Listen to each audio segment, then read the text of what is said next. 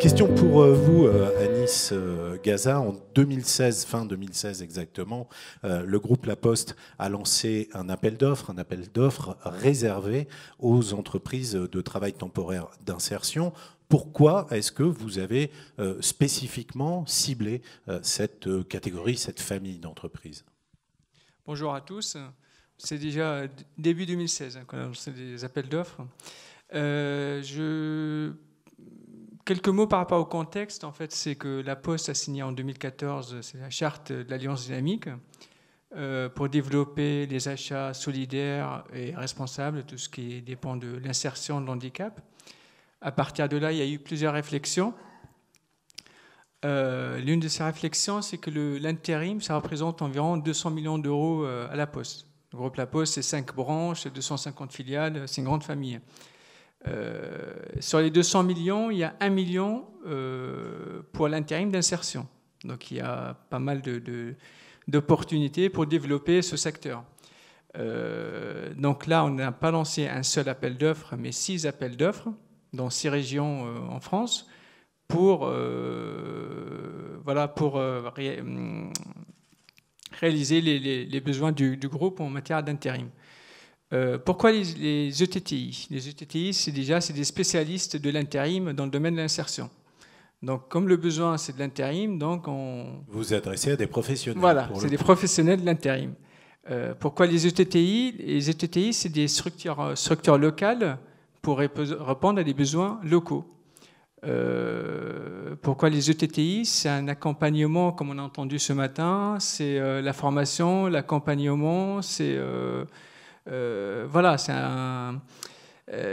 des spécialistes de l'intérim et qui vont répondre aux besoins, un cahier des charges de La Poste pour différents profils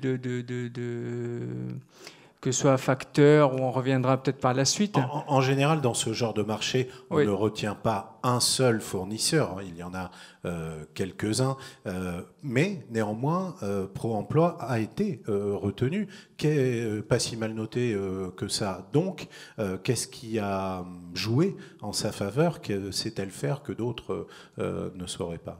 Bon, en Ile-de-France, il y a eu 6 contrats de signés.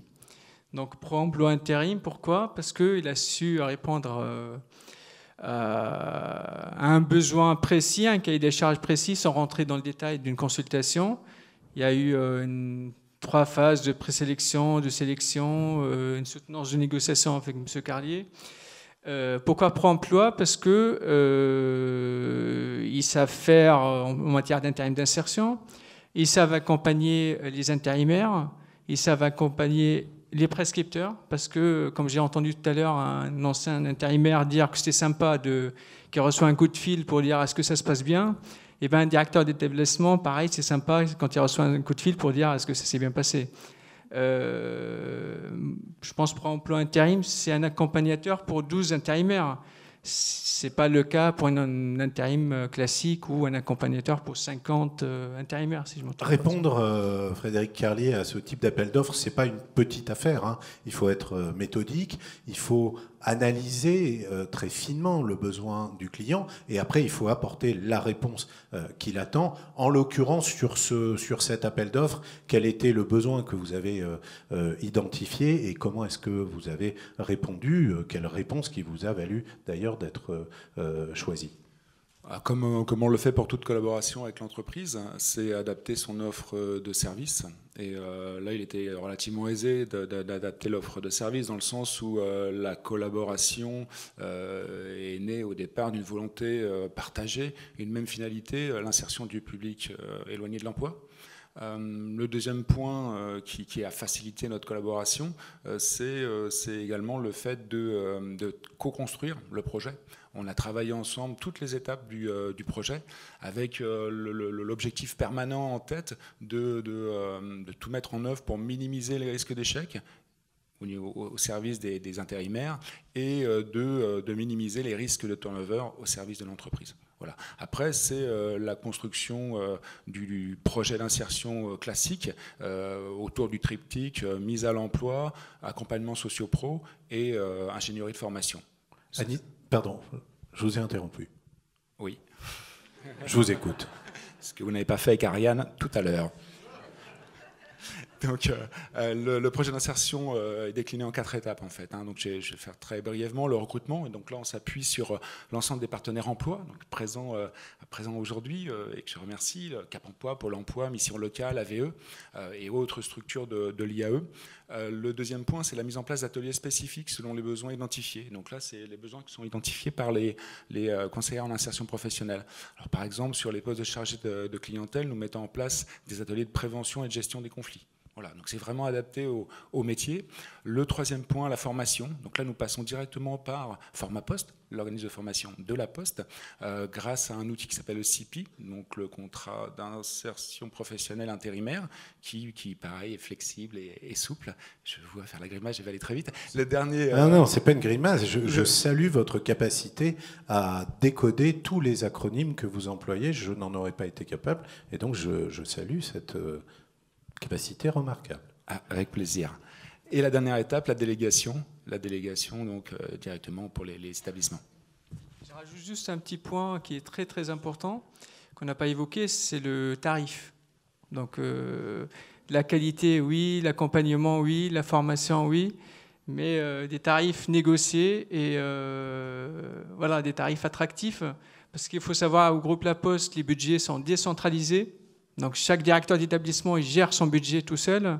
J'ai entendu tout à l'heure un gérant d'entreprise quand il dit qu'il n'a pas le temps de faire du social. Et voilà, donc j'entends ce côté pragmatique, parce qu'un directeur d'établissement il va me dire pareil, qu'il n'a pas le temps de faire du social, il a besoin de quelqu'un formé, bien accompagné, avec un tarif compétitif par rapport à l'intérim classique. Sans ça, ça ne peut pas fonctionner. Voilà. Et je pense que M. Carlier il a très bien compris cet aspect-là. Et après les soutenances de négociation, on a eu des tarifs qui sont très compétitifs. En fait. C'était clairement affirmé. Voilà. Qu'est-ce que vous recherchez comme profil? Quels sont les postes à pourvoir? Les postes, comme je disais tout à l'heure, le groupe La Poste, c'est 250 filiales, donc il y a pas mal de postes.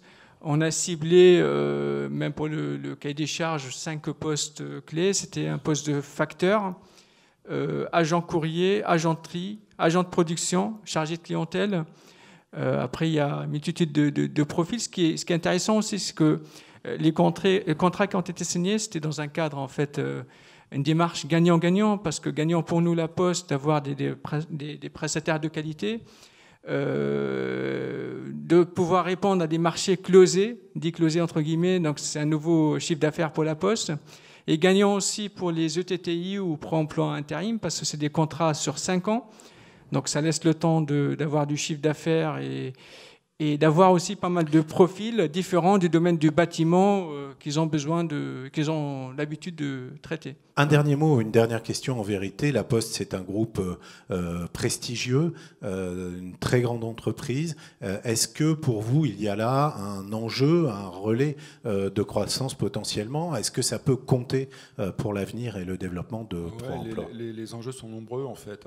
Le premier, il est basique, c'est démontrer que le travail temporaire dédié à un projet social est un outil performant de retour à l'emploi. Donc ça, c'est déjà important de pouvoir le faire, c'est affirmer son ambition sociale, promouvoir un modèle de travail temporaire cohérent qui s'appuie sur les règles de la profession et les valeurs de l'ESS, en fait. Donc ce double enjeu. On a un peu de temps pour... Non. Merci Anis Gaza, acheteur au service achat régional Paris du groupe La Poste. Merci aussi à Frédéric Carlier, directeur adjoint du groupe Pro-emploi. Pour tout vous dire, il y avait tellement de femmes ce matin sur la scène que je me suis retenu tout le long pour être un peu aimable. Et c'est vous qui prenez, j'en suis bien désolé. D'autant que je ne pouvais pas le faire avec les patrons qui arrivent juste derrière.